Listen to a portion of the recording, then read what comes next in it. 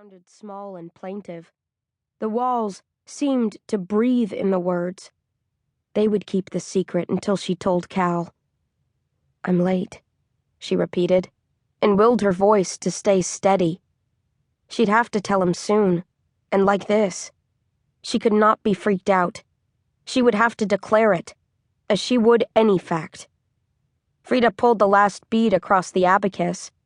It would be pleasurable, she thought, to pluck the wire from the frame and let the beads fall. She would pop one in her mouth and suck on it like a candy. But then she wouldn't have the abacus. She put the thing down and sifted through the briefcase for something better. The other artifacts wouldn't do.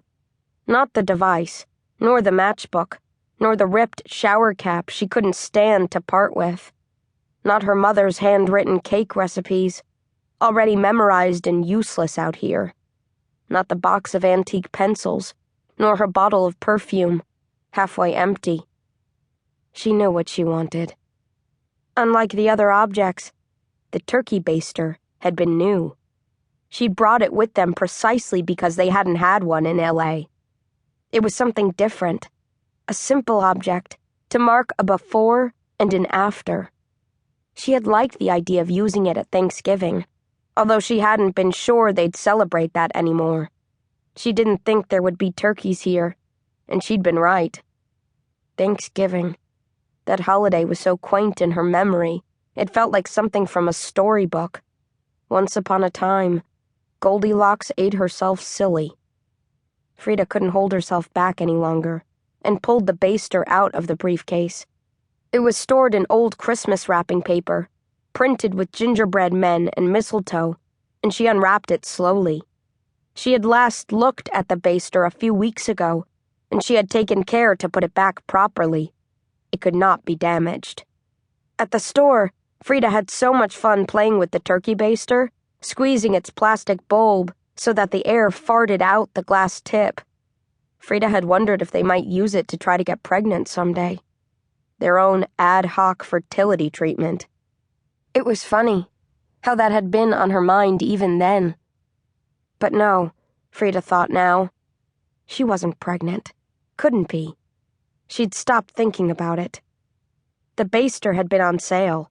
The store, like so many others, was going out of business.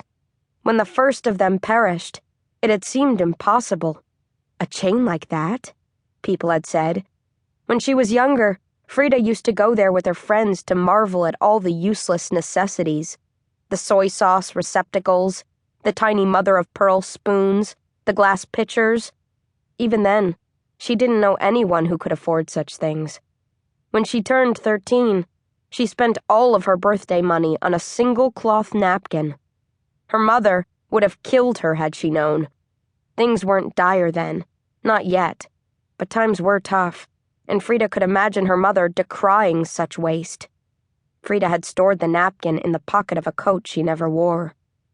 But on her last visit, at 26, she was no longer that same stupid little girl, or so she told herself. The place had been ransacked. Frida still remembered the starkness of the floodlights. They ran on a generator in the corner, illuminating the remaining coves of products, which were jumbled together in plastic bins. The register was by the entrance, and the girl who worked there accepted gold only, and not jewelry. It had to be melted down already. Frida couldn't conjure the girl's face anymore, but she did remember her eyeliner. How had she gotten her hands on eyeliner? Perhaps it was an old stick of her mother's, gone to crayon at the back of the medicine cabinet. She could have sold it, if she wanted to, but she hadn't. The girl was barely 18, more likely 16. The place shut down a week later, didn't even make it to Christmas. By the following spring, Frida was celebrating her 27th birthday in an empty apartment, their belongings packed and ready by the door. She'd wanted to spend one more in L.A. She'd been born there after all. Cal couldn't argue with that. Frida held the baster by its plastic bulb, lifting it above her head. She imagined the store had probably gone feral soon after they left, like the rest of the businesses at that stupid outdoor mall. The Grove, it was called.